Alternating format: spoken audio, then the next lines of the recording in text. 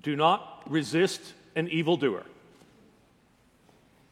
If someone strikes you on the right cheek, turn also and give the other cheek. I think we all know Jesus said this.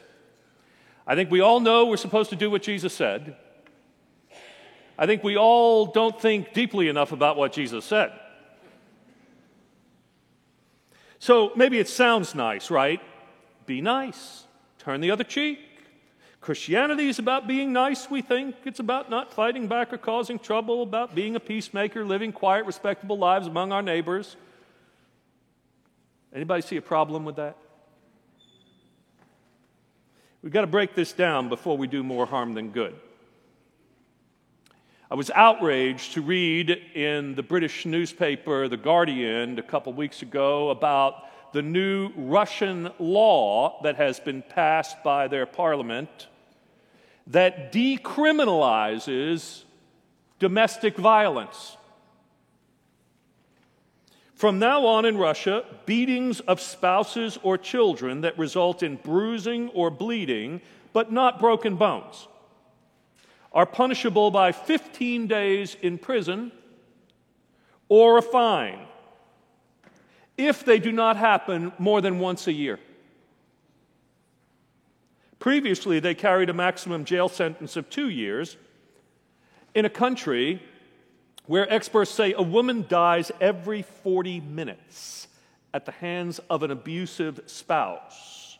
The message is now clear that the government will not protect women and children from being beaten and battered. Amazing. And the rationale for this law, they say, is that it wasn't right that abusers in families should be treated more harshly than strangers who do the same kind of thing. So the people who are supposed to love us the most and abuse and violate our trust and do us harm instead should be treated as leniently as strangers? If you follow the logic of Leviticus, they should be treated more severely. You shall not hate in your heart any one of your own kin. The biblical witness understands the family as the place of safety and security from the dangers of the world. But now even the church is supporting this law in Russia and undermining the safety of those who are being abused. The leader of the Russian Orthodox Patriarch Commission on Family Matters defended the new law, saying that the government should not be poking its nose into family disputes, even if people in the family are getting poked in the nose, I guess. This is nonsense, and it gets worse. An article in the science section of a popular Russian tabloid cheerfully told readers about an advantage of wife-beating. It said, recent scientific studies show the wives of angry men have a reason to be proud of their bruises. Biologists say that beaten-up women have a valuable advantage. They more often give birth to boys.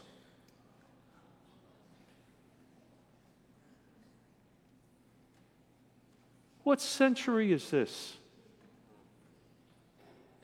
This is downright evil, and it is not only Russia, people. It happens right here in our country, in our city, and in our homes. And I realize this is hard to hear about in church. But we must break the silence here because we can't depend upon the world to defend the weak.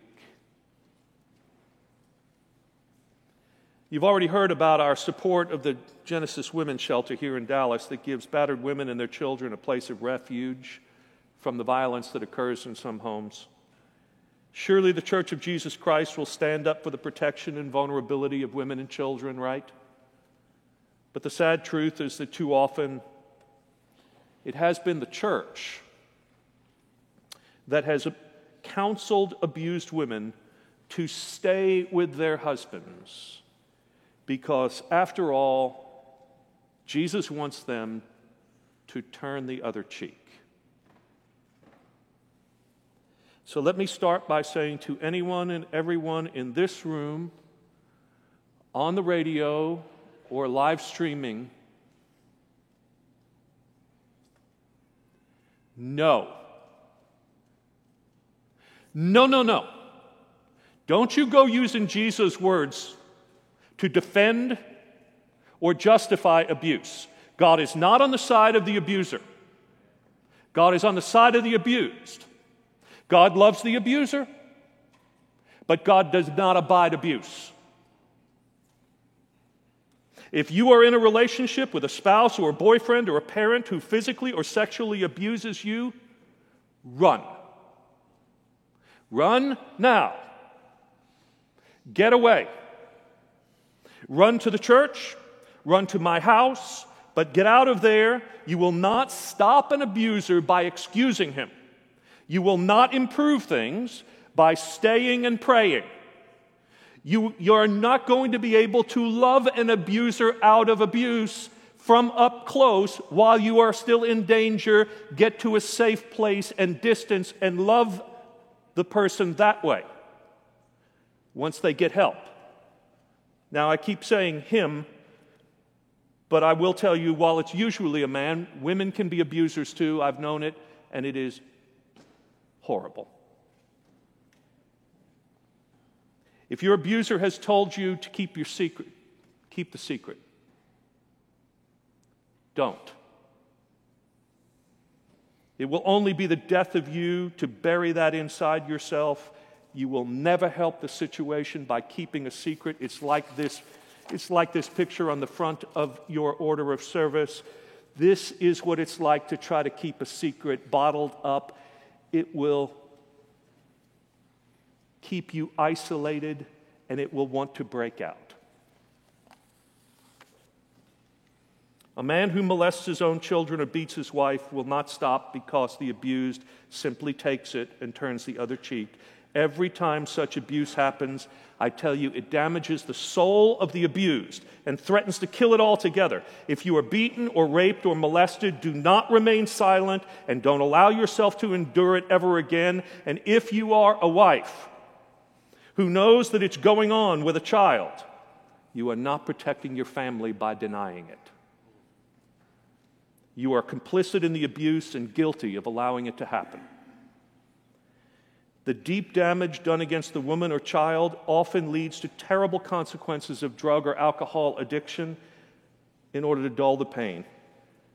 And because the sense of self is so damaged, the capacity ever to have healthy relationships is ruined. Worse still, those who are abused unbelievably often grow up to be abusers themselves. And the generational harm to society that represents is unfathomable.